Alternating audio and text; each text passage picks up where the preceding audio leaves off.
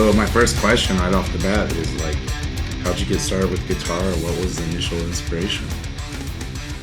I don't know. I started listening. I mean, I was a huge music fan from as early as like 5 or 6, and I mean, it started with Billy Joel. Was probably him and Elton John were like my heroes. So, and then I think onward to that, Guns N' Roses, Metallica, Megadeth, and then once that started happening, like the more heavy metal rock kind of stuff, like Slash and Marty Friedman and those kind of guys, I'm like, okay, I got to play guitar, So I think Christmas of '92 was when my dad finally picked out a guitar for me, and so about 30 years ago now. So yeah, just the love for music and just I don't know the melody, of course, and the emotion behind music, but also the entertainment value of it and the expression of it. So yeah, I kind of started light. I mean, still though, I mean, like Billy Joel is probably like one of my favorite artists, and um, I think that carried on into metal and rock and roll, and like Guns N' Roses were probably like the first band. I'm like, damn it, I need to play guitar. So yeah. All right, cool. So like my next question is like, what challenges did you have in the beginning of your guitar journey? At first it was really fun, just the learning process in itself, and just you know learning how to read tablature and a bit of theory and things like that. And also just kind of like, oh, I want to learn, the first songs I learned were like Metallica, Inner Sandman and like some stupid stuff like that. And just being able to play that, and still as a teacher, seeing people, the excitement they get to learn how to play something that they listen to. And that's kind of where that started. And so I was enjoying it a lot, but I think the first struggles I had, I mean, if you're talking about struggles, I would say, of course, being playing clean, and speed. And I think when I was like 12, about a year into playing, I had some really severe.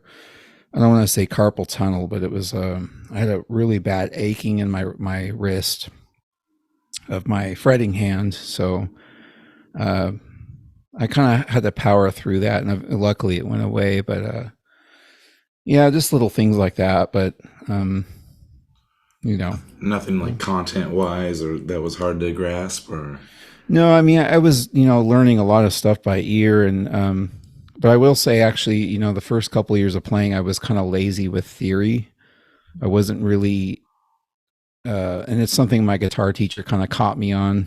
He just said, "Look, and I've been through this as a teacher too. It's like, hey, you should know all these 5 patterns of this scale, or all 7 patterns, and or you should know how to connect the patterns." And because I was too busy learning Van Halen solos and things like that, I was just constantly learning like Randy Rhoads, Van Halen solos, and I just was neglecting theory stuff. And he kind of caught me that, like, about 2 years into playing. So that was probably one thing, but it was subconscious. I just didn't realize I was kind of taking the bare essentials of things, but not really taking it as seriously as I probably should have. So that didn't really kick in until I was like 15, you know. okay. So like my next question is like I end up talking about like belief systems about practice with students a lot. And so my question is like, what beliefs did you have about your ability to learn to play? Well, I think when once you start seeing results pretty quickly, it really helps. And you do believe in yourself more, that you will throttle through and progress that much further once you start doing something and you're like, wow, I actually can do this. Um, Kind of like just like the harmonica. Like I started doing that. I was listening to a lot of blues, like Howlin' Wolf and these old blues guys, and I'm like, I should learn that. I got time, and I started doing it.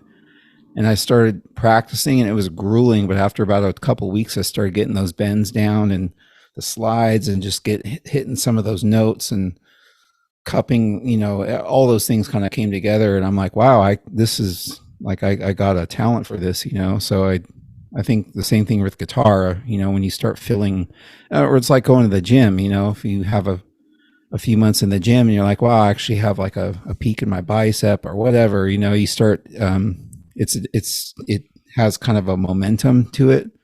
So, with guitar, I think definitely when I started playing, I knew right away, I was gifted. Uh, it was a natural thing, and not to say that I was perfect, because I'm far from perfect. I have many flaws. I have very bad days sometimes where I'm just like, what the hell did I just, I'll miss notes, and we're all human, I've had some days where I do like a zillion takes on a recording because I just didn't think it was, tight enough. And I've had bad shows like everybody else, but generally speaking, there's a momentum aspect to that, where you just know you got it, So, Yeah. So like with you said the grueling part about learning harmonica. So what I find with a lot of students is when they hit that grueling part, that's when they can kind of like spin and maybe like feel defeated or whatever. My question is like, what is your thought process like as something like that happens? like when it doesn't work out, to say, Yeah. um, I would say to hang in there as long as you can before you know, I, my guitar teacher told me something, I want to say around when I was 15, 16 years old. He told me, I came to him and I said, I'm so burnt out and frustrated right now, and I need a break. And he said, when you feel like that, take your guitar, put it in a case, lock it, and throw it under your bed and leave it alone for a week and come back to it. And you will appreciate what you know, what you've learned, and you'll start completely fresh, and you'll enjoy the instrument more, and you actually appreciate what you already can do instead of beating yourself of what you could do. And that was very beneficial. So I think everything in life is like that. You don't ever want to burn yourself out. If you feel frustrated and you have a bad day, a bad week, or could be a bad month, just put it away for a week. Go out, take a walk, read a book. I don't know, do something that week, and then come back to it. And I guarantee it'll be better than where you're at. You don't ever want to burn yourself out, because we all know that doesn't work out anyway. We only have so much of a reservoir of patience and stamina for anything. So, and guitar, at the end of the day, music is supposed to be fun. It's not supposed to be uh, like school, when you're forced to go to school and learn and go to 6 classes a day and all this kind of jumbo, it's supposed to be fun. So, and even in the hardest point of practicing and learning, it should still be fun. And once it's not fun, that's kind of when you have to either change your procedure, or you have to lock it out for a little bit and come back to it. So that, I don't know if that answers that, but Yeah. So if you're in a rut, just take a break. so you found the breaks to actually be beneficial for you, or come back to it with like a fresh eyes. Oh, definitely, yeah. I mean, even still, I don't practice every day, or many times I'll just kind of put something away and I'll come back, and then I'll probably, some of the best riffs I've ever written or songs have been from taking some time off, and it just kind of ferments, ideas and things like that, and inspirations, and also just kind of stamina to practice, But yeah, I would say if you feel frustrated, take a bit of time off, or just take a day off. It could be anything, and you'll be surprised how much you really can do once you come back to it. So now my next question is this: so like, what has to happen to feel like you won the day with guitar, or like your minimum to feel like you made progress? I mean, it could be anything as you know, as small as like a song that you were trying to learn, or a good show, a good gig. I've had many times on stage, in front of people that, watching thousands of people scream and stuff can feel like a very winning streak, like, wow, this is crazy, like one day I picked this thing up and learned like, a stupid Nirvana song or whatever. And then now I'm on stage and playing you know, a shredding solo and people are screaming. That could be feel like a win, or it could also just be a personal thing where you're in your room and you wanted to learn like Moonlight Sonata or something, like a shredding, like neoclassical song, or or Blackbird by the Beatles, and you wanted to learn how to finger picking, and you did that, and it was like, cool, wow, I could do that, that's a winning streak. Or a feeling of winning, I think, is when you can surprise yourself with stuff that you didn't know you had in you, and that you welcome the challenge, and that's really what it's all about, is welcoming the challenge. And I feel like unfortunately, I teach a lot of different ages and backgrounds, and there's so many people that still they kind of tell themselves they can't do something, and it's hard to measure, like, are they saying that because they don't want to, or they really feel they can't? And that's a tough one. You can only get so far into people's head where that's going. But if I feel like they want to do it, I'm going to make sure they at least try.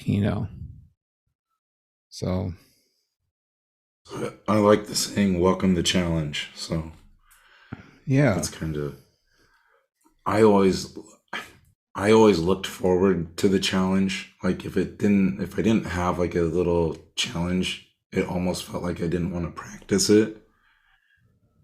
Uh, but it was like, I don't know, in the very beginning, I avoided the challenge as much as possible. But the first couple like wins that I had where I broke through, it's like I kind of learned to lean into the thing that was like giving me grief.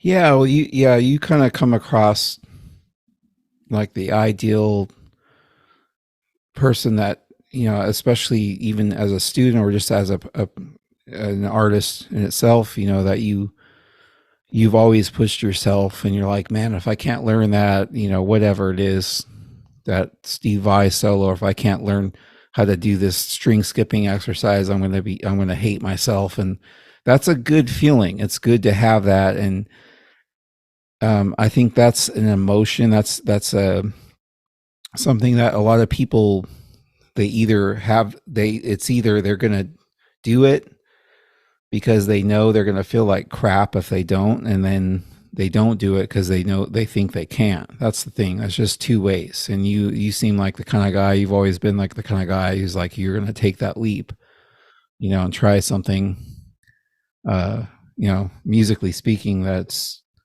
like, I'm going to do this, I'm going to try it, and no matter what it takes, and that's really the core, I think, of being a good musician and a guitar player, is taking that leap. And knowing that you're going to make mistakes.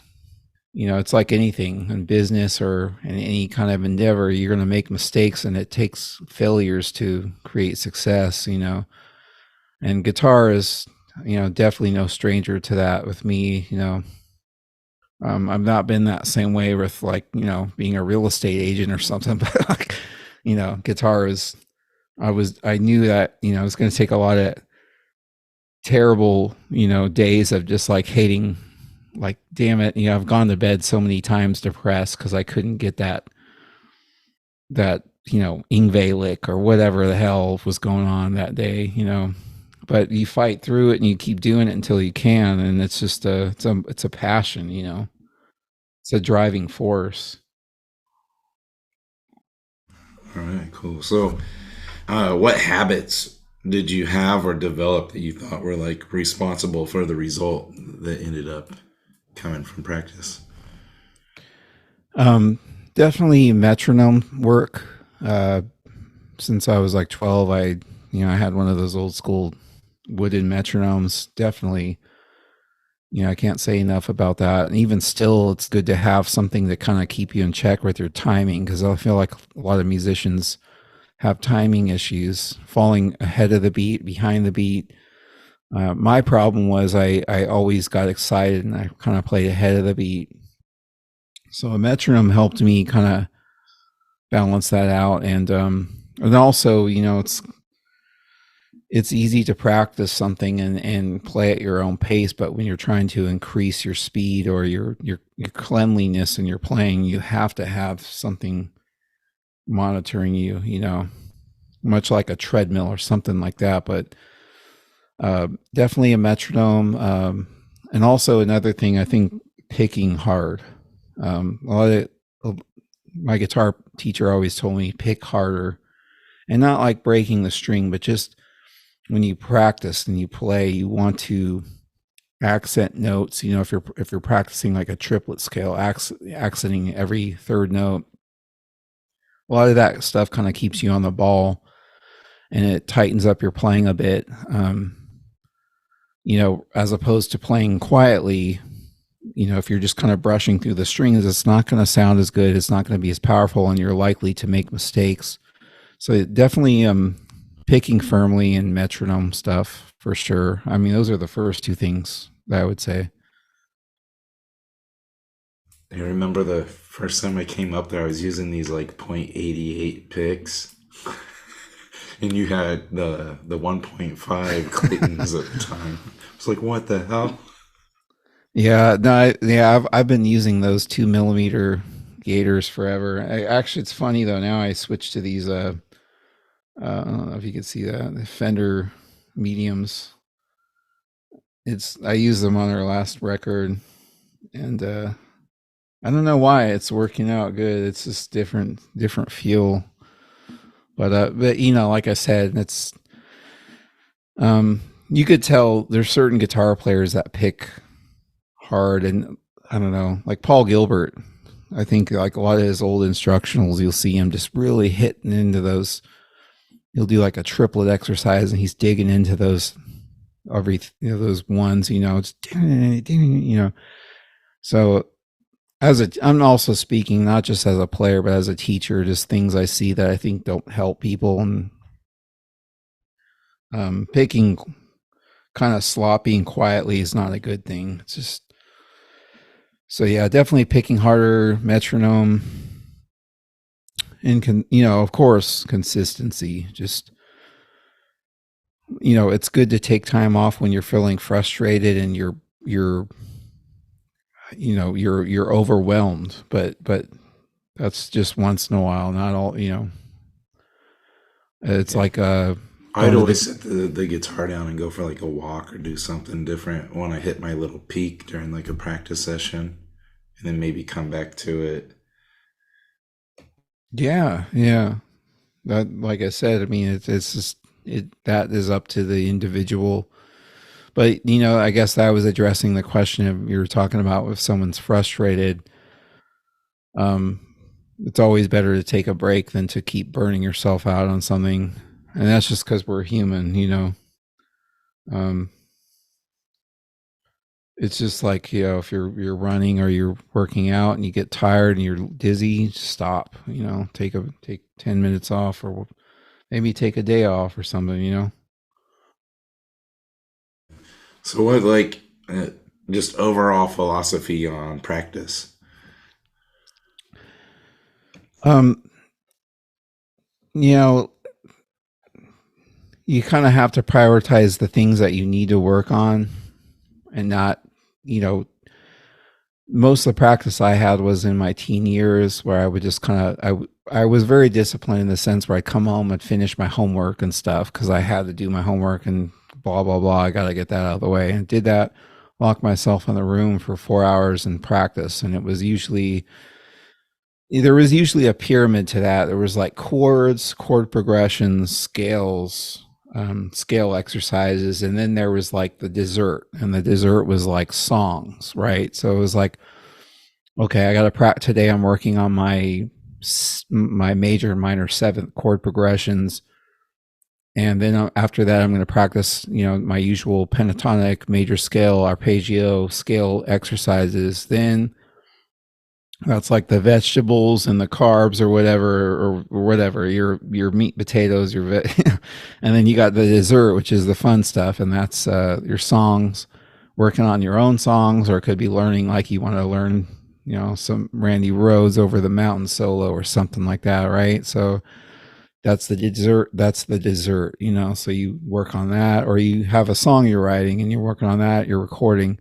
That's kind of how I've always been. I still am like that. I try to kind of, maybe it's kind of ignorant because it's just kind of like a familiarity thing, but that's just kind of my little pyramid. So it's like a food pyramid, because I think chords are like the meat and potatoes, the scales and all that. It's like the icing on the cake, and then you got like the fun stuff. So that to me is practice, but everyone's different. That's just how I've always approached things. So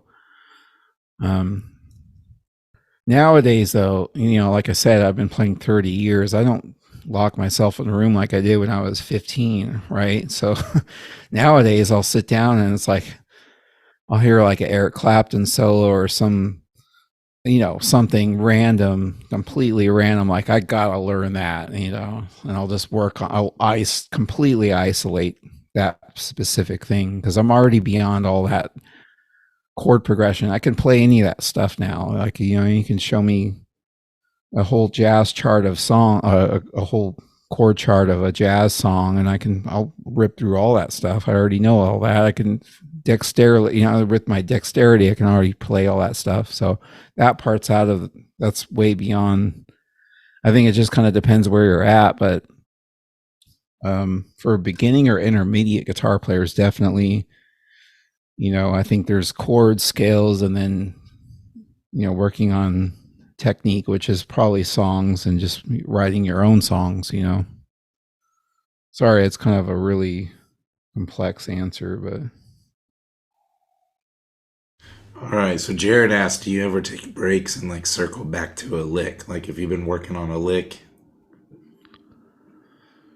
Uh, yeah, like I said, I mean, it's good we always come to that point where we start getting kind of overwhelmed or dizzy about something if we're working on something, and it really helps to take a break. And I found that especially with recording, like I sometimes I'll sit and record a song and I'm just like, God dang it. It'll take like, half an hour and just, have a snack or, I don't know, have a drink or something. And then I'll come back. I'm like, it just right away in 2 minutes, it's done. I could nail it. So there's that kind of window of time where you just kind of give yourself, you energize yourself. It's like charging a phone or something, your phone's on empty and you charge it for a few minutes, it's back. So it's kind of like that with music, I think if you have a lick or something that's problematic, it's not coming together like you thought, taking a little bit of time to, re-energize. All right. So what about like for practice when you like feel down or maybe like a bad day that's unrelated to guitar or like a crazy event in life or maybe you have like a blowout with a friend or a family member passes or something like that. What do you do in those kind of times? I had a friend, actually probably too many to say, that have died. uh, I had a friend who passed away really brutally on an accident, a traffic accident, and he kind of inspired me to. Yeah, he actually was a former student of mine too, and also someone in a band that I played with many times live. His band, and we shared the stage together. And I actually ended up writing a song for him. And it kind of inspired, I think, a lot pain, and any pain you have, you should always try to channel that into something creative. It doesn't matter what it is. It could be a loss. It could be any kind of problem you have in life, I think you can channel that into, some kind of positive aspect. And that's the beauty of being a musician, is you can take that and channel that into being a musician.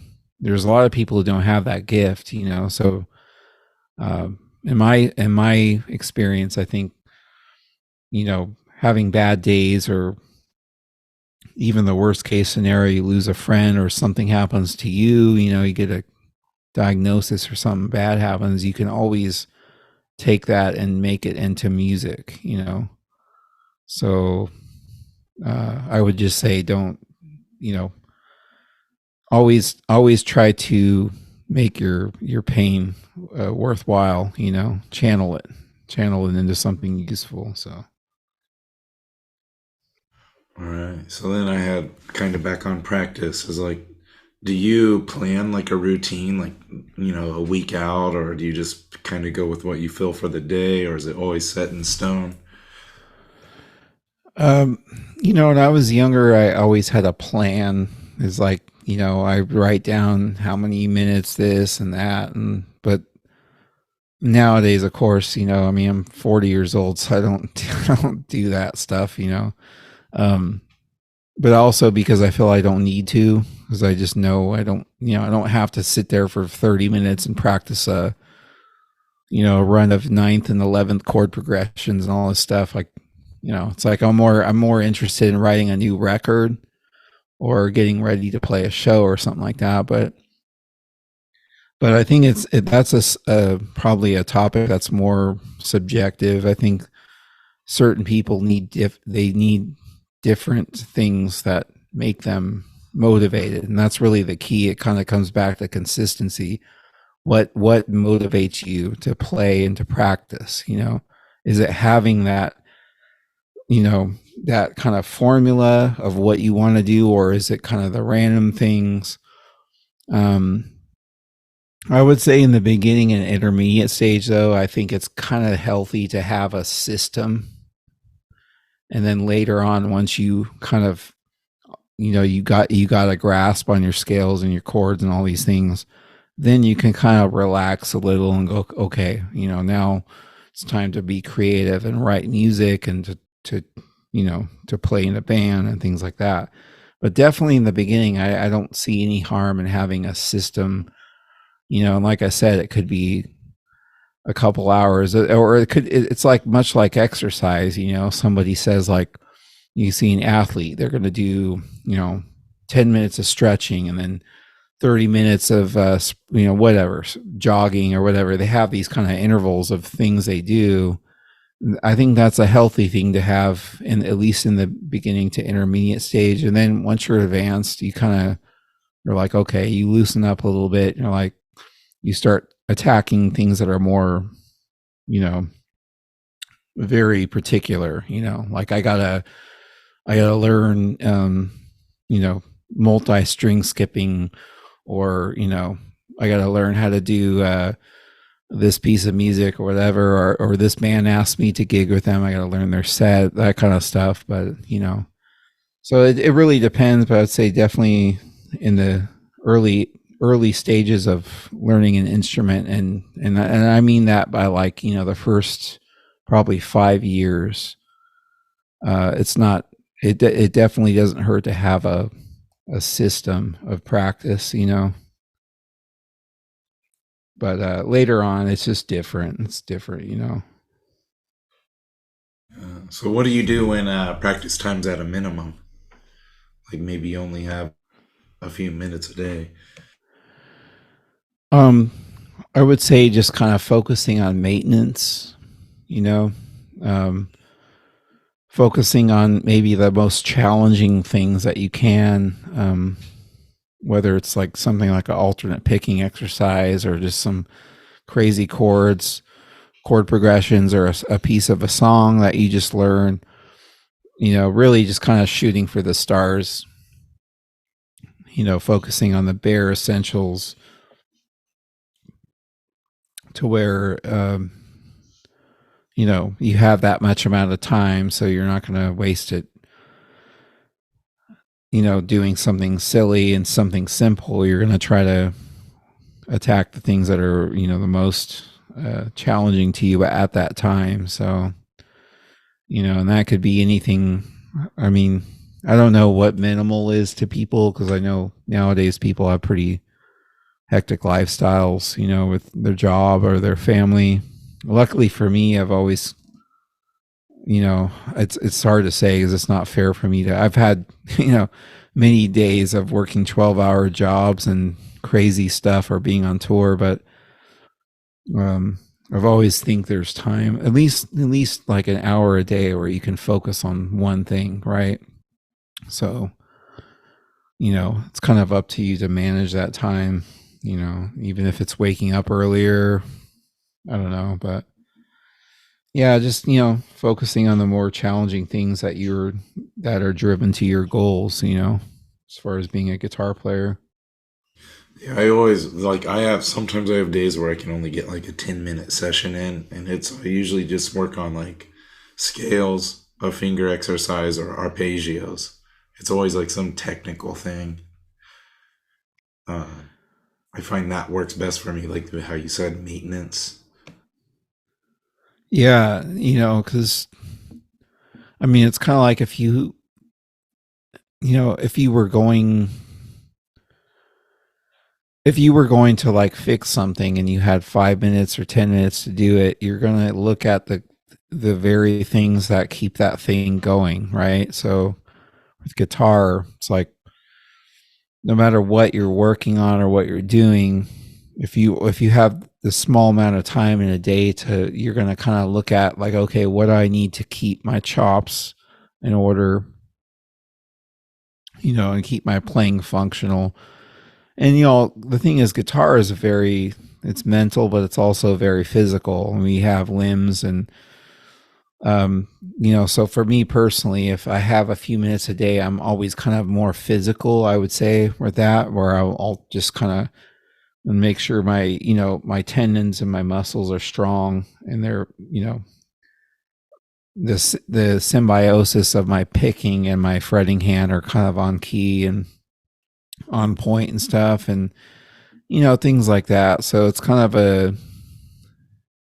when you have less time, you kind of have to look at that kind of survival mode of like, okay, am I physically there? Well, that's the first thing, physically. And then, I don't know if that makes sense, but I'll usually kind of make sure the physical part's there. It's like, can I do that lick and still, so, All right. and you're picking and things like that, just make sure your picking is clean. Because that's another thing with guitar, it's, you have to play clean. You can't, it's not like piano where you hit keys, you let go of the keys and they just stop playing. Guitar is not like that. You play notes and you let go, they're going to make sound unless you need them. So that's the hard thing about guitar, right? So you have to make sure that kind of stuff too is in check. So it's very physical, so that's, I would say, if anything, just make sure that's, you know, in check if you have 5 minutes or 10 minutes a day. So, did you like was your expectation on outcome? Like, did you stress about the outcome, or did you just always focus on process? always, always process, I mean, it's definitely a mix of both, but I would say more so, luckily for me, it was always the process. When I practiced, it was always, the experience of how is this going? Is this clean? Is this, am I accomplishing what I'm doing?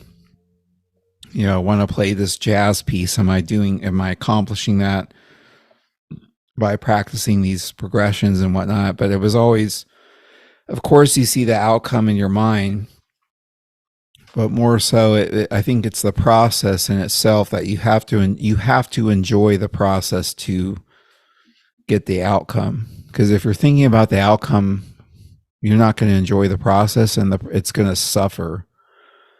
You know, it's just going to suffer. It's just, I'm always trying to equate like real life. I hate talking about this because but like the gym stuff, right? In the gym, you go and work out.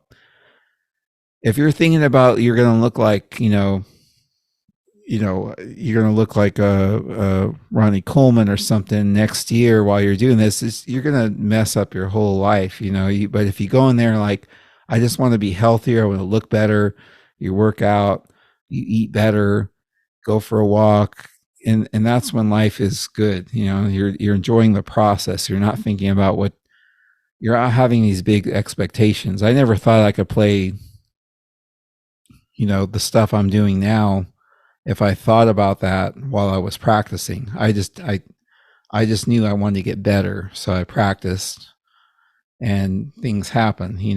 And I think that's the beauty in life is you just do things, and then you realize the fruits of your labor as they go, and not always anticipating them.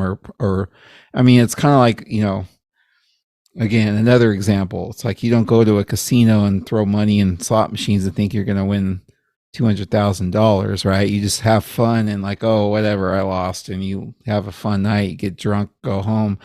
It's like if you have to just kind of take life. I think guitar is very much like life. It's like you practice, you do your best, and then things happen, and then you can't always think about the prize and the outcome. Of course, you have that in your mind, but I don't like. I feel like that's a disease. A lot of people I have students who have this thing that they think they're Keith Richards, and they can't even barely play a Nirvana song. It's like, dude, you gotta be realistic about this. You gotta just start small, and appreciate what you're doing, but you can't look at the future. Everything's about the present. Everything in life is about the present. I think music's like that too. You just have to take it one step at a time, every day at a time. And of course you have to aspire and sweat and dream for something, but you can't lock into that idea. You have to always enjoy the present moment and what you're doing, So I'm sorry if that was a long answer, but Well, that's good. So, like, what outside influences do you draw upon for like music? I think at one time I heard you talk about like Bruce Lee. I feel like that was one of them. Man, I'm a big, of course, I'm a big cinema fan.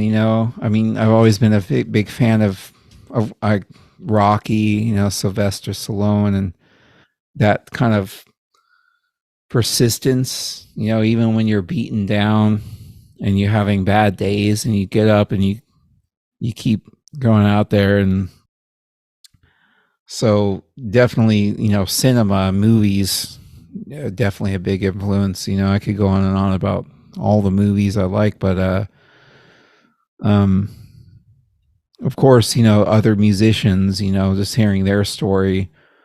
I'm sorry, I'm kind of blanking on. I was watching a documentary. I don't know why I can't remember. Yeah, it was a guitar player who his parents like shunned music, and they made him not play guitar, and he ended up being really famous, and he just like he was like, there's a lot of people like that kind of are inspiring, but I don't know, I think like the inspiration with music is definitely the tenacity and people who just keep thrusting forward even though they're discouraged, or it could be a lifestyle thing going on, or their their home life or whatever it is. But like I said, back to the movie thing, I used to like have a thing for Bruce Lee, but like I think martial arts movies in general, it's always about someone getting defeated and they come back up, and they overpower their situation. So I mean, that could be something. But I think really music is it's really just kind of a second language, you know. It's a language you can't communicate uh any other way but through notes and through melody and harmony, and I think that's what makes it so beautiful, you know. It's a universal language. So that's what really sets music apart from everything else. All right. So I was gonna open it up to anybody else who had questions at this point. So like if somebody wants to ask something.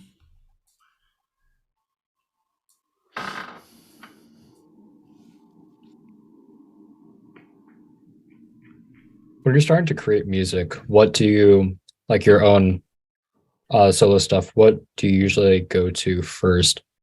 Is there like a specific routine that you like to go to, or just does it spontaneously come in?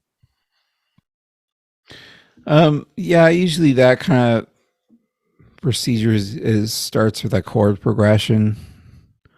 You know, it could be three chords, it could be four chords, or like a turnaround, or maybe like a rough draft, like verse chorus idea. And then it will, from that point, it will kind of turn into a melody, you know. So I'll start with kind of the bare bones of the chords and the, you know, a structural as far as like verse and chorus. And then from that point, it will turn into the melody over that. So it's almost always the chord aspects, you know, and the structure. And then usually, I don't know, things, single notes and things like that. I don't ever recall those really being on the forefront of anything in particular. So that's just kind of how I write. So even your lead guitar is like all the crazy riffs and lead guitar is laid down after you have like a chord structure. Yeah. Yeah, he was mentioning solo stuff. I'm thinking he's talking about the Spanish guitar stuff, or Well, he's a shredder. He like plays at my level too. Like oh, he's okay, yeah, good. So yeah. I mean, yeah. So with like my Spanish guitar stuff, that a lot of that started with mostly the rhythm and the chord structures, but then like Sleep Terror, of course, that's all. Most of that's really dependent on the riffs. It could be really chuggy power chord stuff, or a jazz piece, or it could be a single note, fast eighth note kind of thing. So usually it'll start with you know, some of that could even be physical. Like I'll sit down on the guitar and I'll just kind of like a shape thing, you know, and it's like, oh, that's kind of brutal, you know, or if it's melodic, it could be like a chord progression, or it could be, you know, a power chord thing. It really is so random with that, but yeah, definitely, it's kind of like, you know, we all have those days where we go to work, or we go drive in a car and we think of something in our head, like a melody or a riff, and we got to come home, or you know, make sure we record that, or so that happens a lot. I always try to just record like, oh man, I just came up with this, like, you know, it could be a single note riff, or it could be a chord progression, or it could be anything really. It's just kind of random. But yeah, it's very subjective. It's hard to answer that one, but I would say, you know, from a general perspective, usually kind of a backbone, you start with like a structure, like, you know, chords and things like that, but it depends on the style of music, I'd say. Following up on that, when you're for you, what is the best way to transcribe what is going on and playing in your head to the instrument? Yeah, I think a lot of that's just kind of repetitiously trying to keep that saved in your head, you know. And there's been a lot of times too where I've had something in my head and I just lost it. I just didn't have time to come home and like get on the guitar. And sometimes even I have it in my head and I can't, like, what is this happening? And I can't really relay that into the instrument. And that's a horrible feeling. And luckily it's not happened too much to me, but it's happened before and it's terrible. It's like you have this, you hear this melody or this chord progression going on or something, and you can't get it out. You don't know what it is. And that's happened before. But I would say just anytime you have ideas popping in your head, I don't care what you need to do. Nowadays, we have phones where you can record and just sing it into our phone. But back, I remember when I was a teenager, I used to call my house to our landline, like on the answer machine, and like sing, like sing the part in my head, like on my answer machine. Like it was crazy. But but yeah, as far as channeling that, I think obviously you have to have some skill on your instrument to do that. Whether it's just single notes or um, So I've heard of singers even who don't play instruments who would do these kind of things, just record ideas and things like that. So I don't know what the secret is behind that. I think it's just having a common, a musical voice in your head, and just being able to, like, okay, you hear something in your head and you communicate that. And it definitely helps to have, technology on your side, recording a voice recorder, or just a lot of times, our last few albums, I'll have all these ideas and I'll turn on my phone and just do the voice recorder and play. No amp at all, just dry guitar. And then I save all the songs and then I re-record them. I've done that with the last 3 Sleep Terror albums, very raw, and they turned out awesome. So, it's just, everything's very spontaneous. Cool. Any other questions?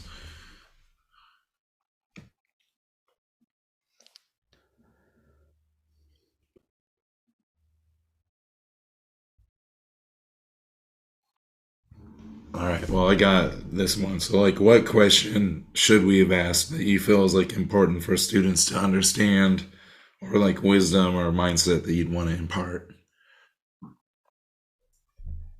Um, I don't know about questions, but I'd say just stay positive. We're in some really tough times now. I mean, guitar is it's a depreciating instrument in a way. I mean, you look at like, you look at like these pop stars. These pop stars now who are making billions of dollars, and guitar players are just kind of swept under the rug. But I think it's going to make a comeback. And I think music in general, melody, technique, composition, classical music, anything, all those things that take hours and hours of practice will come back eventually. But all this, we're kind of in a really rough time now where people are the attention spans are short. They only lodge on to things that are product. Look at like all these I'm not going to name names, but look at these people selling out thousands of dollars on Ticketmaster, like, all these fads going on now, and it's just nothing compared to what the stuff we're all doing. It's nothing even close to that work ethic. So I would say, I don't know about questions, but I would just say hang in there, do what you like to do, and don't get disheveled, or don't change your focus on what's popular now. Just kind of stay focused on what you like, and things will change. And just do what you like to do.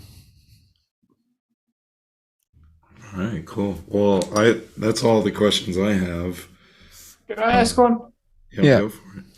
So you mentioned about playing clean. So you're talking about not playing with gain, or so are you learning your parts first, like in a straight like a straight clean amp at that point? What do you mean by that?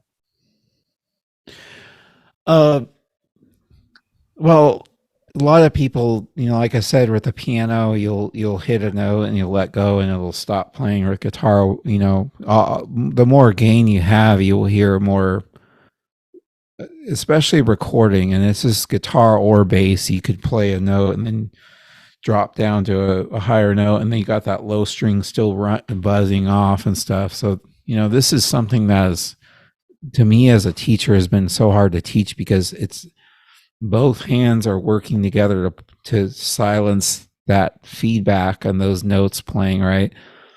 On clean guitar and acoustic, it's not as problematic, but I think, the more gain you have, it like we've all done like a sweep arpeggio or a scale, and it's like, oh shit, there's something ringing there. It's very hard. That's what makes guitar very hard.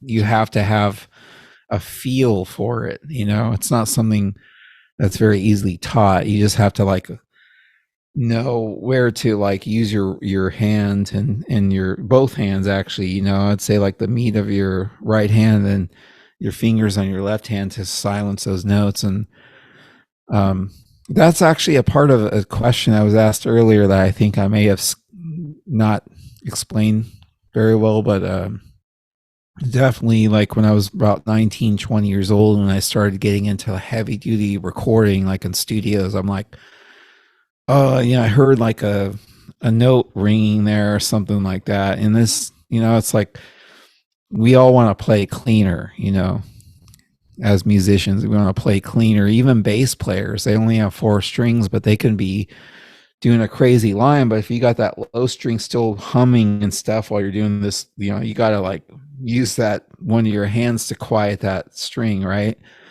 I don't know. I'm sorry if I'm like getting off on a tangent here, because it's a weird subject, because I don't hear a lot of people talk about it, but yeah, that's the nature of stringed instruments, especially during recordings. Live, of course, people are not going to notice some of this stuff, but recording you got to be really clean.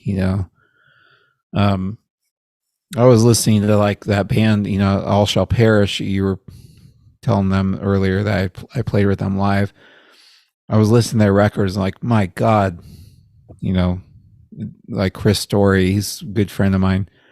Guy is just so clean. I mean, he's doing these crazy like sweeps and just these slides and just shredding, just kind of like 3-note, just crazy scale things. And that's somebody who he has a feel for it. I mean, it's God given. I mean, he was only playing like 2 or 3 years when he did those records, and it was just insane, And I've taught people who have been playing for many years who just still will play through like a pentatonic scale, and all the strings are ringing and buzzing, and it's like, So there's technique and theory and stuff, but there's that feel that you can't really teach people. It's so hard. It's just it's all in your head and your ears, and it's like that's all on you. It's just, I don't know how to explain it, but how do you go approach developing that? Just being pickier, like for me, I'll list, like I'll do a take on a recording, and if I hear there's sometimes I'll hear a string ringing while I'm doing this shreddy lick, like what is that? Is that the B string, or why did that happen? Like that's not even supposed to be in that lick. And you have to just be, you have to be careful, you have to really, like I said, just kind of balancing both of your hands while you're playing. And like I said, bass guitar is like that too. I started taking up the bass about 10 years ago, and I would do a lot of crazy stuff. But if you still have to monitor, even though you're not playing on distorted channel or anything, you're clean, but you still hear like a residual humming on a string. You're just like, you gotta quiet it with your hand, that's just the hardest thing with guitar, and bass. Yeah, I practice mine. I got mine really well by practicing on tube amps all the time. Like when I practice on solid state, it wouldn't come through, or it allowed me to be sloppy at muting. Versus when I was on a tube amp, it hides nothing. Yeah. Yeah, and it's interesting um how people, like I said, like acoustic guitar and people play on a clean channel, they can get away with a lot of stuff, but when you're playing on a distortion or something that's picking up high frequencies, especially in a recording process, you have to be really careful, and like I said, that's it's something that to me as a teacher it's been very hard to teach, because what I always tell people is I say it's both hands subconsciously, like for like with bass, for example, if I'm playing like a bass, like a slap bass thing, I always am using probably more of my left hand to keep some of those other strings quiet. But with guitar, definitely probably more the right hand, just like that meat part of it.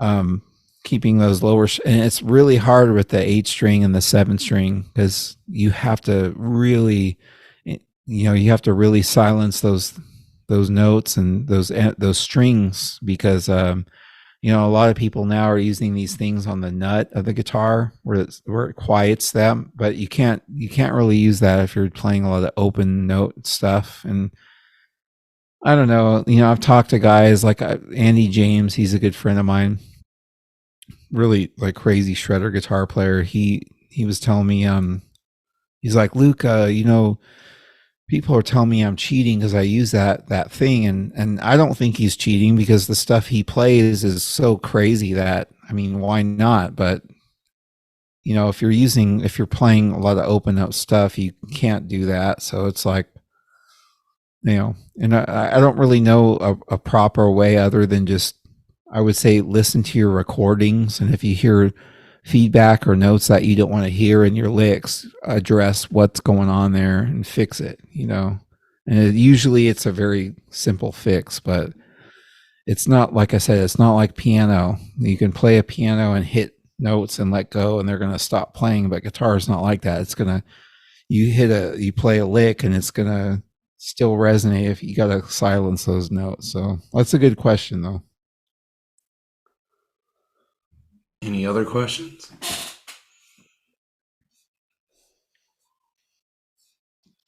At what point should someone start focusing on that muting and cleaning up your playing? Is that more of an intermediate thing to an advanced thing? Yeah, definitely. I would say probably more intermediate, not advanced, but intermediate. At first you should always just kind of focus on having fun playing, learning scales, chords, songs, things like that. But intermediate could be any time frame. I mean, it could be a year into your playing, could be 2 years. It just depends on the person. For me, I don't know. I'd say probably 2 years into my playing, but yeah, I don't like to press that too much on the beginners, because I feel like beginners, you need to make sure they're having fun with the instrument. You don't want to push all this stuff like playing super clean and all those things. You want to make sure they're having fun. Like, oh, I just learned, this, I don't know, I just learned this Led Zeppelin song. I'm having a ball. I'm having fun. That's good. You want to keep that momentum going. But once they start getting more serious, then you're like, okay, look, man, this sounds good, but if you get in this, playing this top 40 band, or you're on tour with, Boston or some band like that, and you're playing, it's not clean, it's going to be a problem. So you gotta start practicing, I don't know, maybe with a light distortion or something that kind of keeps your notes in check. Like, just pay attention to the precision of your playing. So I'd probably intermediate for sure, not beginning though. I think beginner people need to have fun. They need to enjoy what they're doing as much as possible and not worry too much about the perfection of it. That was one thing I definitely noticed I struggled with. It's something I pay attention to because you can use a lot of gain to cover up stuff at times. And the challenge behind it is if you do that, it's still not going to fix it. So, but you sometimes playing with a straight, clean, even tube amp, you're not going to pick up some of the intricacies when you do add the gain to mute all the stuff. So I knew exactly what I was trying to figure out what you're saying. Thank you for answering the question. But definitely with the muting, it's something I've continuously. It doesn't come natural for me, but I've continuously worked at it, and I have to keep working at it. Yeah, I mean it's very challenging, you know. I mean, I think everybody, like I said, I mean, nobody's perfect. We all have our days, but I think recording for sure, you know, many of us, there's many times I've played sold out shows where someone's like, "Hey, I got an audio recording where we recorded the sound," you know, like the engineer recorded the sound at the deck, and we go home and listen to it. I'm like, you know, the show is great, but I'm like, oh man, like that would not make it as a recording for me because I'm like, it's got to be perfect, you know. But it's just the essence of guitar and piano. Like I said, it's just there's other instruments that are not quite the same as guitar and bass and stringed instruments in general, but guitar and bass, you know, electric guitar and bass, very hard to. You know, it's an art, and we're all human. I've heard people who are professional players who still have rough times. You know, they have some strings or notes buzzing out and stuff like that. But yeah, for sure, recording. You know, I think that's really the test. Is once you have to record, you're actually laying something down that's permanent that people are going to hear on a CD or an album. That's when you start seeing the flaws of your playing. You're like, why is that note ringing out when I'm doing that string skipping lick or that sweep arpeggio or that chord progression? Like I need to fix that. So I would just say diligently listen to your recordings and figure out the mistakes as they go and clean them up, you know. And it's usually, like I said, you have two hands. It's not that complex. You just have to figure out, you know, which hand is meeting that note or that string. But yeah, generally I think, you know, light distortion is a good way to practice because it'll accentuate things that, you know, your bad habits. Well, it's like it's, you know, acoustic or clean guitar, it's easy to kind of it won't show those things so much, you know. That's just my experience. Mike, you got any questions? Anything I was gonna maybe ask something about songwriting, but it was already asked, so that's by John. So that's cool. Dude, thanks, man. I had my students in here and I pulled this up and I was kind of pointing out some of the stuff you were saying about like the mentality behind practice and when things get tough and stuff like that. And that's stuff I always talk to my students about. So I think it was really cool for them to hear it come from somebody like you too. That same kind of stuff that I tell them. Thank you, man. Yeah, I appreciate it. All right. Well, you got any new album about to come out or? Yeah, it was actually supposed to be out this month, but our artist, man, I mean, he's really good, but he just gets really deep with this stuff. So, you know, we're probably looking at January release. So I don't really want to release an album in December. It just doesn't feel good. Just too much shit going on. I like these families driving to Walmart or Target or whatever the hell to get their Christmas gifts, and they're not gonna have time to listen to my CDs or to wherever people are driving to right now. But no, it Maybe definitely drive. no, probably probably January 2023. We've been done with it for a few months, but you know, the artwork process is very important for us because it's been a big staple of these last three records. Just very much like a comic book, you know. So unlike, it's interesting, like mainstream bands, they have these covers that are like a fucking flower or something really simple, like these last few records have been like very art driven, not to make up for the music, it just accentuates it. But yeah, probably January, and you guys can all notify people on Bandcamp, on the Sleep Terror page. But how many albums have you put out in total now? I mean, like 7 or 8 maybe, which is not a lot. I don't really care about any of that stuff. I think it's more about quality over quantity. But yeah, probably about I don't know, maybe about 7 or 8 ish. That's awesome. Well, cool. If there's no other last questions, I figure we can let you get going with your Friday night.